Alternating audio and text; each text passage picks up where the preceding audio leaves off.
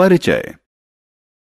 मित्रों, जैसा कि हम सभी जानते हैं कि हमें विभिन्न दैनिक क्रियाकलाप करने के लिए ऊर्जा की आवश्यकता होती है। हम यह ऊर्जा भोजन से प्राप्त करते हैं। इसलिए हम यह कह सकते हैं कि पोषण वह प्रक्रिया है जिसके द्वारा समस्त जीव भोजन प्राप्त करते हैं और इस भोजन को ऊर्जा प्राप्त करने के लिए इस्तेमाल करते हैं। पादप और जंतु दोनों सजीव हैं। जंतुओं की भांति पादप को भी अपने क्रियाकलापों के लिए ऊर्जा की आवश्यकता होती है। इस तरह पोषण समस्त जीवों के जीवन के लिए एक महत्वपूर्ण प्रक्रिया है।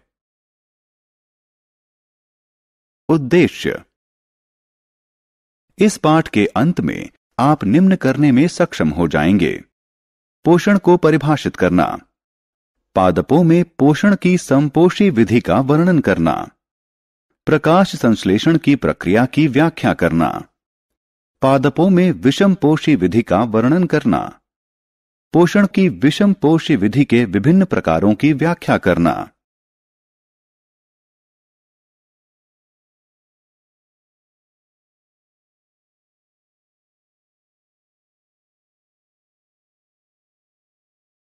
पोषण की विधि। प्रिय मित्रों, आइए अब हम पोषण की विधि के बारे में जानें। पोषण विधि के दो प्रकार होते हैं, स्वपोषण और विषम पोषण। लेकिन ये हैं क्या? आइए जानें। पोषण की वह विधि जिसमें जीव साधारण तत्वों से स्वयं भोजन बनाते हैं स्वपोषण कहलाती है और इस प्रकार के जीव स्वपोषी कहलाते हैं। हरे पौधे स्वपोषी का उदाहरण हैं। पोषण की वह विधि जिसमें जंतु और अन्य अनेक जीव पादपों द्वारा तैयार किया गया भोजन ग्रहण करते हैं विषम पोषण कहलाता है और ऐसे जीव विषमपोषी कहलाते हैं। मनुष्य, शेर, बाघ इत्यादि विषमपोषियों के उदाहरण हैं।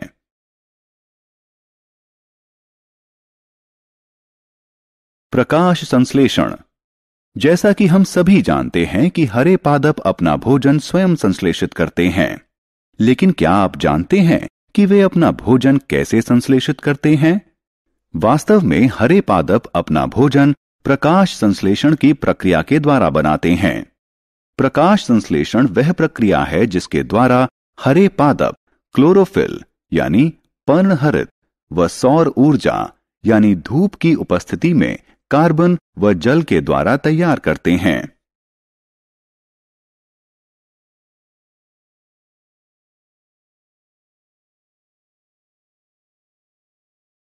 प्रकाश संश्लेषण के लिए कच्चा माल। अब आप जानते हैं कि पादपों में जल, खनिज व कार्बन डाइऑक्साइड भोजन के संश्लेषण के लिए कच्चा माल हैं। क्या आप यह भी जानते हैं कि पादप ये कच्चा माल अपने आसपास से कैसे प्राप्त करते हैं और पादप उन्हें अपने भोजन के कारखाने तक कैसे ले जाते हैं? जल और उसमें घुले हुए खनिज जड़ों द्वारा सीधे मिट्टी से अवशोषित किए जाते हैं और उन्हें तने में उपस्थित अनेक छोटी छोटी वाहिकाओं द्वारा पत्तियों तक ले जाया जाता है। ये वाहिकाएं जड़ से तने, शाखाओं और पत्तियों तक फैली होती हैं। वे जल व खनिजों को निरंतर पत्तियों तक पहुंचाती हैं। इसी तरह वायु से कार्बन डाइऑक्साइड पत्तियों की दोनों सतहों पर उपस्थित छिद्रों द्वारा प्राप्त की जाती है। ये छिद्र रंध्र कहलाते हैं। इन रंध्रों के चारों ओर द्वार कोशिकाएं होती हैं।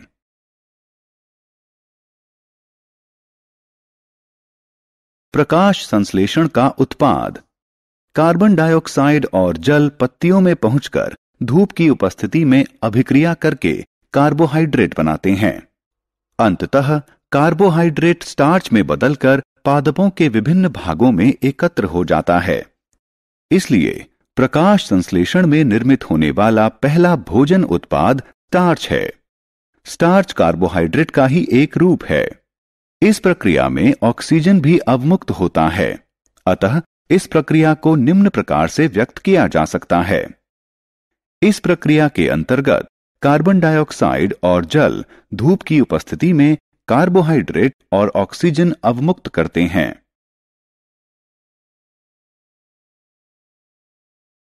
प्रकाश संश्लेषण का महत्व।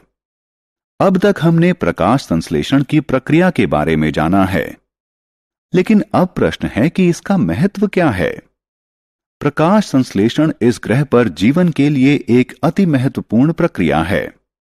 यह प्रक्रिया सौर ऊर्जा को जैव पदार्थों में बदलने में सहायक है। इसलिए प्रकाश संश्लेषण की प्रक्रिया भौतिक और जैविक विश्व को जोड़ती है।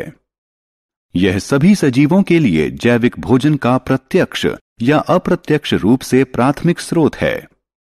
यह पारिस्थितिकी तंत्र में वायु को शुद्ध करने और ऑक्सीजन व कार्बन डाइऑक्साइड का संतुलन बनाए रखने में भी सहायक है। पोषण का विषमपोषी प्रकार। मित्रों, आइए अब हम उन पौधों के बारे में जानें जिनमें पर्णहरित नहीं पाया जाता है और वे अपना भोजन संश्लेषित नहीं कर सकते हैं।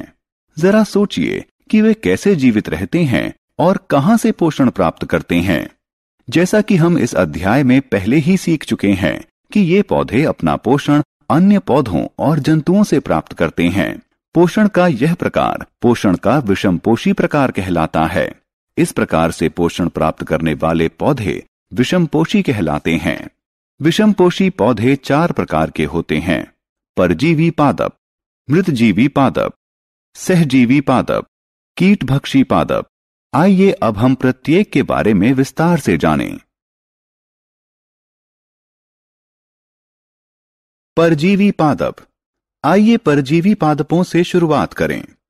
वे पादप जो अपना भोजन सीधे अन्य पादपों से प्राप्त करते हैं परजीवी पादपों के रूप में जाने जाते हैं, और वे पादप जिनसे परजीवी पादप भोजन प्राप्त करते हैं परपोषी कहलाते हैं। आपने अपने आसपास अमरबेल यानी कसकुटा अवश्य देखी होगी, जो कि एक परजीवी पादप का उदाहरण है। यह पीली नालिकाकार संरचना के रूप में तनों एवं शाखाओं के चारों ओर लिपटी होती है। आपको जानकर आश्चर्य होगा कि इसमें क्लोरोफिल नहीं पाया जाता है, इसलिए यह जिस पादप पर लिपटी होती है उसी से तैयार भोजन प्राप्त करती है। यह जिस पादप पर आरोहित होती है उसे परपोषी कहा जाता है। अमरबेल परजीवी पादप का एक उदाहरण है।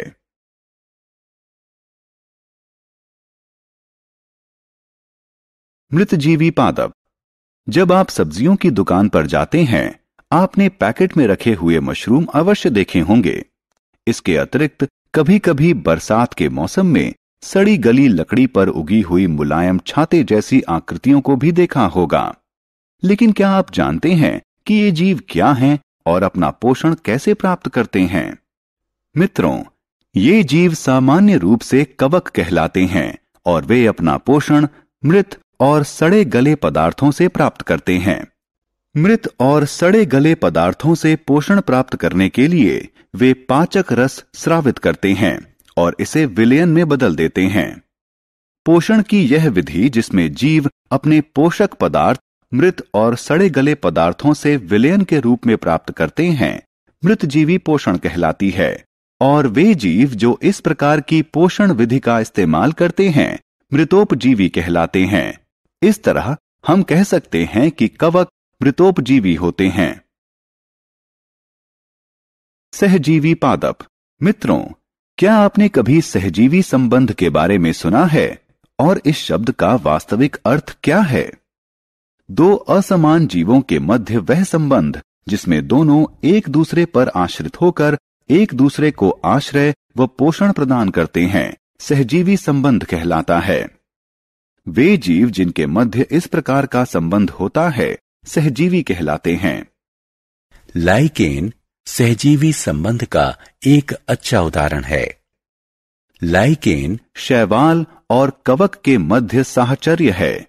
इस प्रकार के संबंध में शैवाल कवक को भोजन प्रदान करता है और कवक शैवाल को संरक्षण, अवशोषित जल और खनिज प्रदान करता है।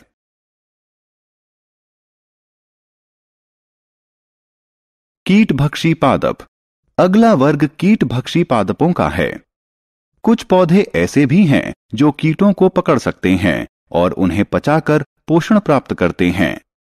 इसका उदाहरण घटपर्णी यानी पिचर प्लांट है। वास्तव में ये पादप अपना भोजन प्रकाश संश्लेषण प्रक्रिया के द्वारा संश्लेषित कर सकते हैं, लेकिन नाइट्रोजन की कमी वाली मृदा में उगने के कारण इन छोटे कीटों को खाकर अपनी नाइट्रोजन की जरूरत को पूरा करते हैं और इसलिए ये कीटभक्षी पादप कहलाते हैं। राइजोबियम एक सहजीवी। मित्रों, हमारी तरह पादपों को भी प्रोटीन बनाने हेतु भारी मात्रा में नाइट्रोजन की जरूरत होती है। इसलिए वे लगातार मृदा से नाइट्रोजन अवशोषित करते हैं, जिसके कारण मृदा में नाइट्रोजन की मात्रा कम हो जाती है। जैसा कि हम सभी जानते हैं कि हमारे वायुमंडल में 78% नाइट्रोजन है, लेकिन पादप इसका उपयोग उस तरह से सीधे नहीं कर पाते हैं जिस तरह से वे कार्बन डाइऑक्साइड का उपयोग कर सकते हैं। उन्हें विलेय के रूप में नाइट्रोजन की जरूरत होती है। राइजोबियम कहलाने वाला जीवाणु वायुमंडलीय नाइट्रोजन ग्रहण कर सकता है और इसे विलेय के रूप में बदल सकता है। ये जीवाणु चना, मटर, मूंग, सेम और अन्य लेग्यूम्स यानी फली की जड़ों में रहते हैं और उन्हें नाइट्रोजन प्रदान करते हैं। इसके बदले पादप जीवाणुओं को भोजन और आश्रय प्रदान करते हैं। इस प्रकार हम कह सकते हैं कि राइजोबियम सहजीवी संबंध प्रदर्शित करता है।